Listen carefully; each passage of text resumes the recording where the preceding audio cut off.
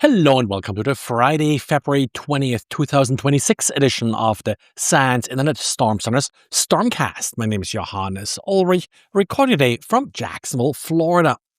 And this episode is brought to you by the SANS.edu Graduate Certificate Program in Incident Response. Today's diary is from one of our SANS.edu graduates. And in this diary, John Mudas is talking about DynoWiper.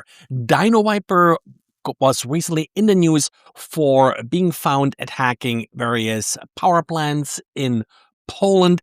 It's a wiper. So what wipers usually do is they just delete data. They're sometimes claiming to be ransomware, but their real goal is just to disrupt the systems.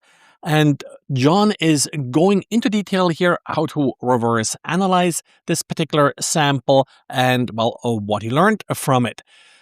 So in this particular case, it actually turned out that the malware wasn't really all that complex, even though it was attributed to a nation-state actor. But, whatever works. It's not that just because the nation-state actor that we have some super complex malware.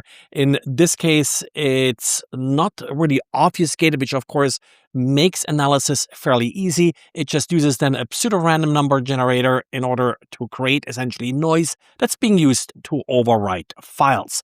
More details you can see in John's diary, and also some of the tools and the sort of other findings that he came across as he was looking at this particular sample.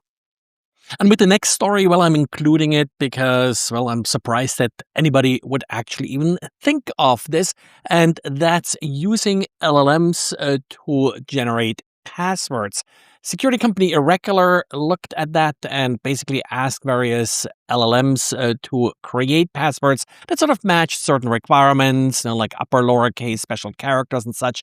And what came back looked like a reasonable password, but when they redid the test, they ended up often with exactly the same password again, which sort of makes sense. And that's really one problem with LLMs, that their output is deterministic, at least to some extent. Whatever randomness, noise, temperature is sort of being added to the output is usually in no ways meant to be cryptographically random, and sometimes actually specifically not meant to be completely random. Back in the day, and as far as AI is concerned, that was sort of a month or so ago, people were also experimenting by just asking LMs to produce a random number, which even across different LLMs often ended up with the same number that they preferred for whatever reason. So no surprise here, but, and that's the other part here of Irregular's finding, some of the passwords that these LLMs commonly suggest have been found in the wild. So people are definitely doing it, using LLMs in this bad way. And what you're ending up with is interesting passwords that you will likely find across different users. In the past, I've often talked about malicious extensions for IDEs like Visual Studio Code. The story I have here from Ox Research is not about malicious extensions, but vulnerable extensions. And one sort of common denominator here is that some of these extensions are setting up an HTTP API on localhost, and they're not properly protecting it against any requests being sent by JavaScript from a third-party website. So the issue here is that a developer who is running Visual Studio Code has the extension loaded, is visiting a malicious website, and then as a result, this malicious website now has access to the extension, and with that access to the developer's code. This is not easily sort of prevented, and likely the 4 extensions that they have here are really just at the tip of the iceberg. Now, 2 of the vulnerabilities they identified are not sort of these local server vulnerabilities, but they actually require changes like to settings.json and to open like a malicious readme.markdown file.